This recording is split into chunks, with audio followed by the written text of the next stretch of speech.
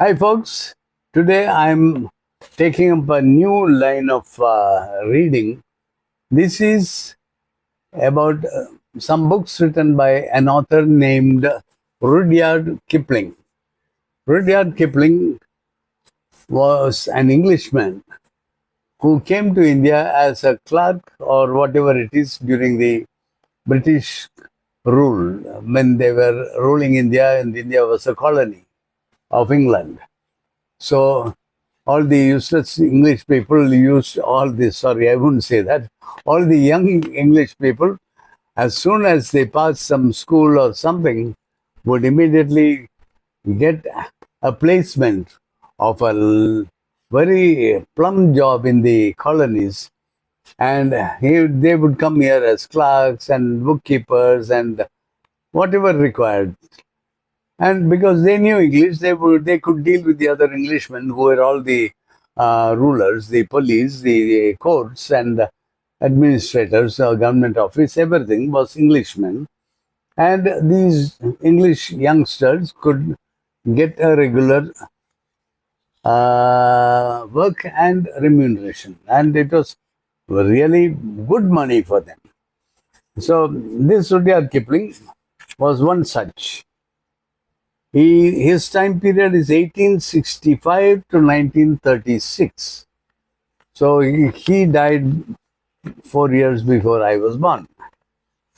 So that is a generation or two generations before I was born.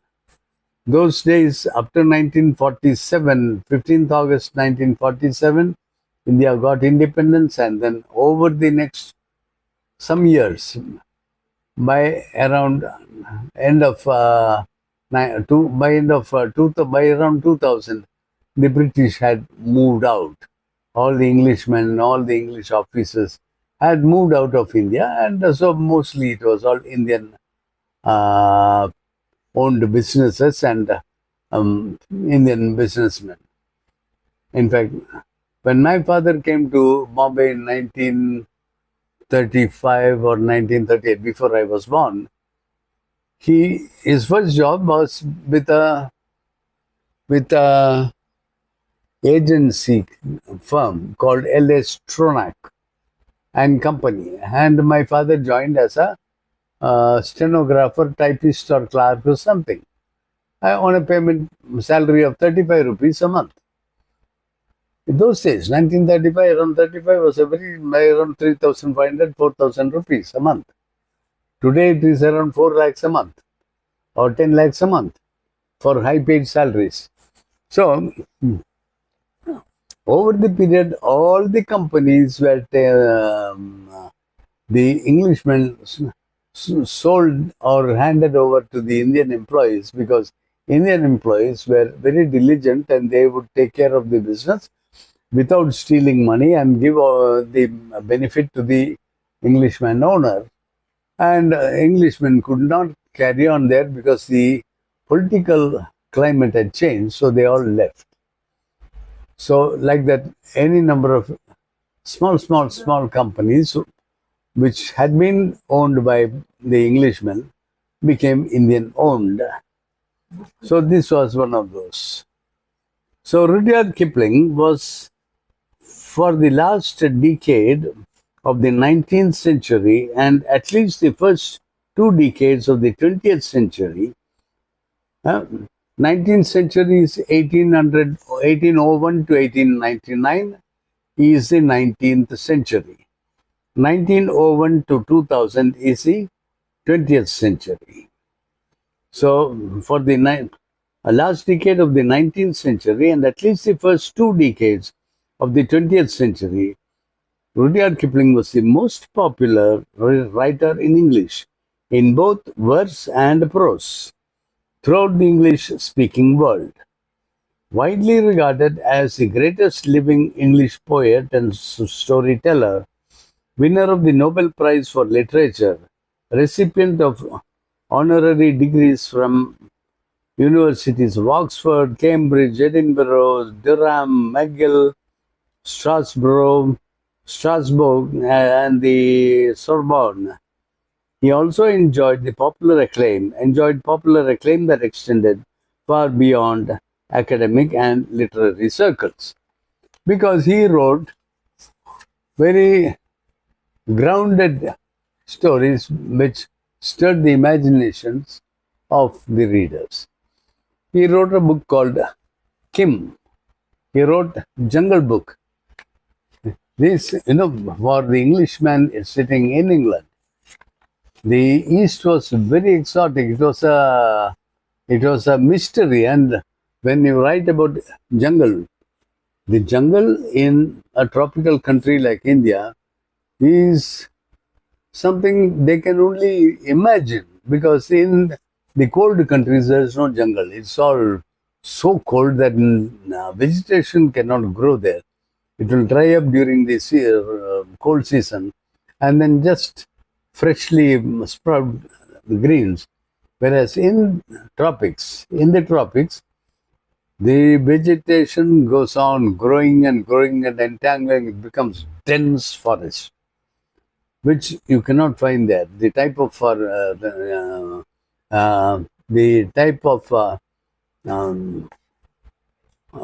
forest you have in the tropics, and you have animals which you can't see there: tigers, lions, and you have snakes, the pythons, and the cobras, and so many things. All these flora and fauna in the tropics are so different, and they can only read about it and imagine and probably visualize it. So, any story about that becomes very interesting for them. Now, after this, we'll somewhere come to talk about uh, what is his name? Price. Willard Price. There's a guy by name. Yeah, I know. There's an author by name Willard Price who has written a series of 20 or 30 books, adventure in so and so. So, Amazon adventure, jungle adventure, Nile adventure, whatever, anything in the tropics. And those are very interesting because when he talks about tiger, he is talking about real tigers, how they do, how they live, how they behave. When he talks about python, he talks about exactly how a python will be. So when you read Willard Price books, you get an actual feeling of how it would be if you were to be there in the tropics. So coming back to Rudyard Kipling, he wrote very interesting books, and one of his most famous things was Tom Sawyer. Was it not Rudyard Kipling? Oh, that was the other guy, was it? Oh, Mark Twain, yeah. Okay, Rudyard Kipling was all this. So let me read this so I don't mislead you. This says here, Rudyard Kipling, 1865 to 1936, was for the last decade of the 19th century and at least the first 2 decades of the 20th century, the most popular writer in English, in both verse and prose, throughout the English-speaking world. During those centuries, few hundreds years, the British ruled the entire world. Britannia rules the waves. That's what they would say. Of course, they had to steal all the money from all the colonies in order to do that. But they were the most powerful people, and they were the only people of relevance because they had the money, they had the power, they had the guns. So, wherever they went, their people went to serve the government, and any novel written in English about these colonies by Englishmen would immediately find great acclaim amongst all the Englishmen spread out all over the world. Widely regarded as the greatest living English poet and storyteller, winner of the Nobel Prize for Literature, recipient of honorary degrees from various universities, He also enjoyed popular acclaim that extended far beyond academic and literary circles. He stood in a special relation to the age in which he lived. He was primarily an artist with his individual vision and techniques, but his was also a profoundly representative consciousness. He seemed to give expression to a whole phase of national experience, symbolizing in appropriate forms uh, the sense of significance of life he felt, acting as the unconscious metaphysic of the time. I don't know what all that means.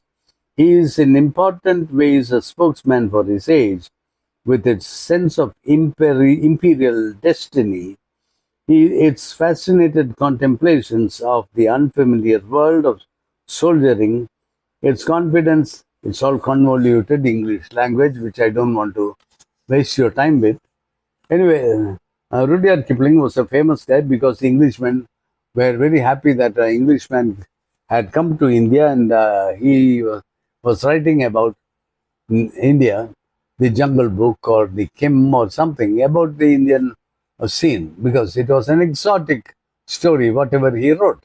How the Indian princes lived, their lavish lifestyle, their riches, and the jungles and the animals and everything was so uh, strange and fantastic for them. So he was very famous. That age is one about which many Britons now feel an exaggerated sense of guilt. Now, this sense of guilt is because they came to a land, India, which was so profoundly rich, wealthy in its money, in its treasures, in its customs, in its languages, in its religion, culture, everything. And they came with hardly anything except their guns and their brute force, with which they overcame everything and took over and looted everything for 200 years. So they have a sense of guilt.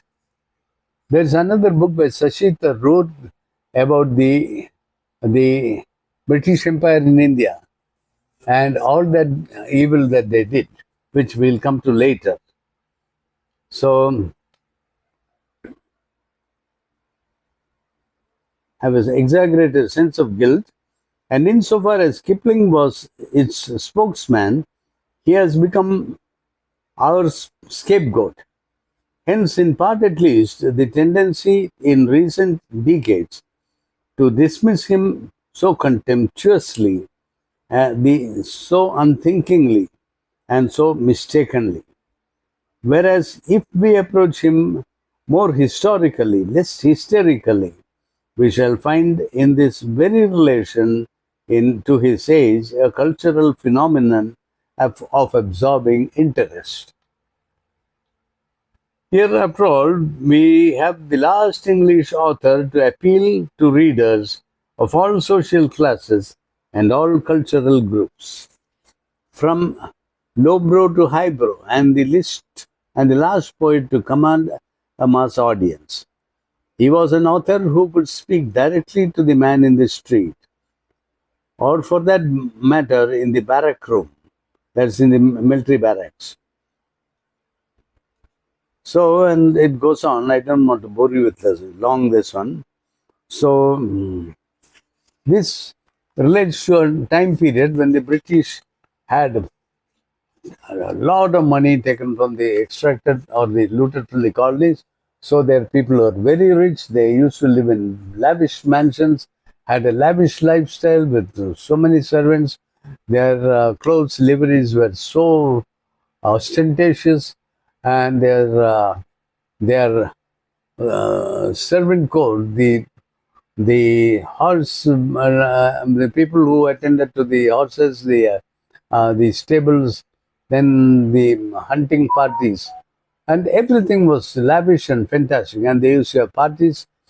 And I have read somewhere they would They had so much money at dinner parties. They would have so much of alcohol. Alcohol would be brought in from England. In Chennai, we have on the Marina Beach ice house. This ice house was built specifically to store ice. Huge quantities of ice brought by ships from England to India to be supplied to the military barracks, where for their parties, for their whiskey, they needed ice. And this ice house is even to, I think it is, even now it must be there. So, they named it Vivekananda Illam. Because it's become a place for Vivekananda. So, and at these parties, there was so much wealth and opulence, ostentation, and waste. They would raise a toast with very high quality and high value crystals. Raise a champagne toast and then smash the crystal. So, if I have to go and buy a crystal of that for a toast, I have to pay a lot of money today and we don't get that quality. Those were the days when they could be ostentatious and wasteful. And they did it because it was stolen money and they had no value for it. Now,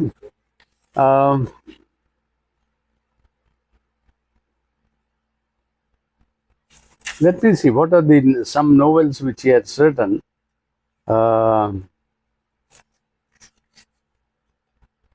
This doesn't say anything about his novels.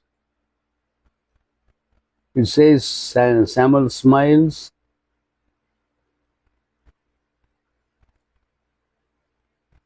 Anyway, that is during this period, the Englishmen who came to India lived a charmed life. They lived in their own world. It was different. They had no paucity of money, difficulty. There was no difficulty for money. They had everything they wanted. They had good houses and lots of servants. They could get the best of food, and they had carriages and horses and etc. to go wherever. They had their own circuit of friends and social circle, and they would meet one another and enjoy life. Their only work was to make sure that the Indian people were enslaved and they obeyed all the rules laid down by the British government. And those were very oppressive for around 200 to 300 years, after which they had to leave because they could not hold the country.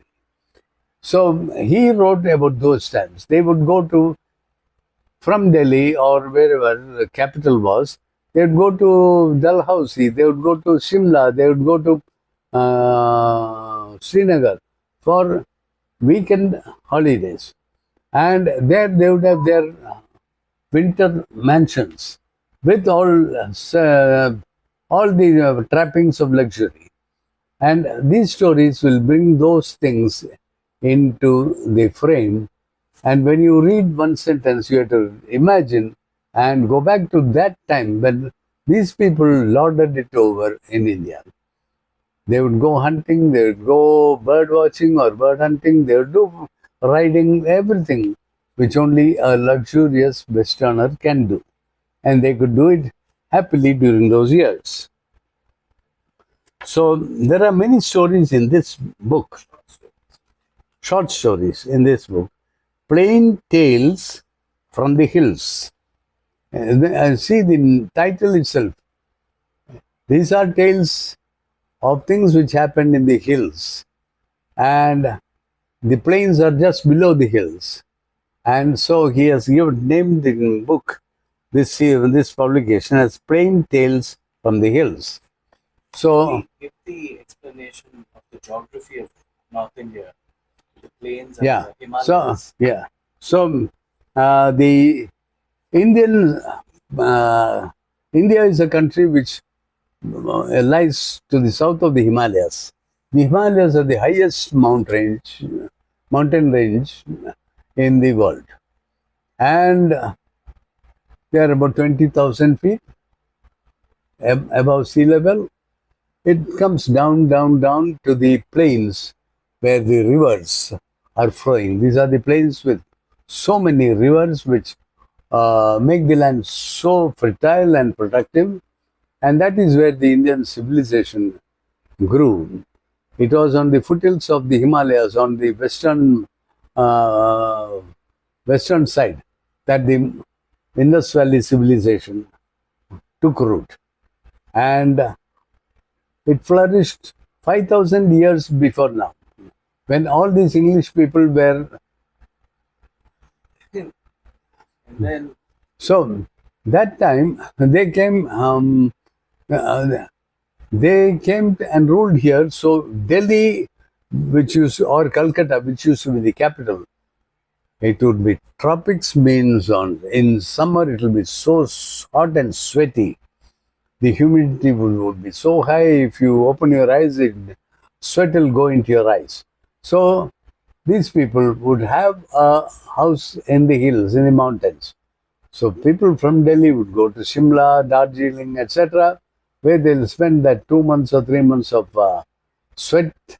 They would instead of sweating in the plains, they would go to the hills, high hills, and enjoy the weather. There, they'll come back down in December when the winter has come, and the weather has cooled down.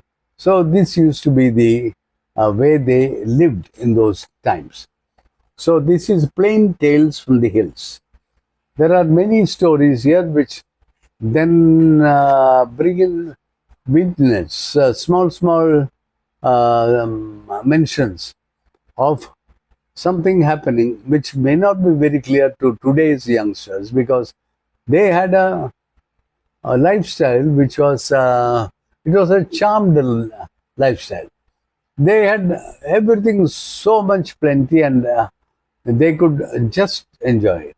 So today we have to work for it and earn it, and then be very careful and frugal how we use our resources. In those days, they could not care less. They could get anything they desired and commanded. So many references will be there, which um, we may not be able to grasp immediately. If any comes, I'll explain it. If you have read Jane Austen, Pride and Prejudice, or any of those were the same time period transports transposed in to the English countryside, where these English people, they had so much money from the colonies that they were so wealthy in their hometown in England. They would have palatial houses and horse-driven coaches and all that. So if you read the novels of Jane Austen, you will find it all so elegant, so beautiful countryside, and it was all financed by the colonies. India was one of the richest colonies of the US, of the Britain. So anyway, let us proceed with this.